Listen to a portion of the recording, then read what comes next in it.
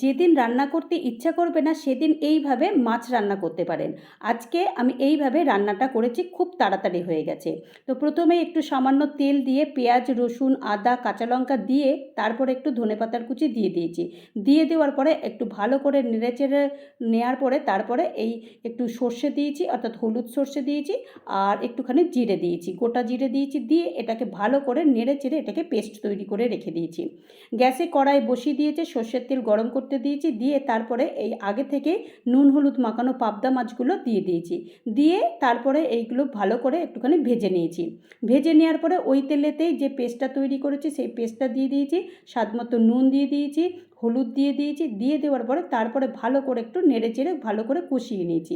কষিয়ে নেওয়ার পরে তারপরে যখন বেশ তেলটা বেরিয়ে এসেছে তখন পরিমাণ মতো জল দিয়ে দিয়েছি। জলটা অবশ্যই পরিমাণ মতো দিতে হবে, তা নাহলে কিন্তু বেশি ঝোল খেতে ভালো লাগবে না। যখন এটা বেশ ভালো করে ফুটে গেছে তখন মাছগুলো দিয়েছি, দুটো কাঁচা লঙ্কা দিয়ে ঢাকনাটা বন্ধ করে দিয়েছি। এখন একটুখানি ঢাকনাটা খুলে এটাকে একটু উল্টে পাল্টে দিয়েছি। আর এবার গরম গরম পরিবেশন করে দেখুন এই পাবদা মাছের ঝাল খেতে কেমন হয়। ভালো লাগলে অবশ্যই লাইক করবেন, পারলে শেয়ার করবেন।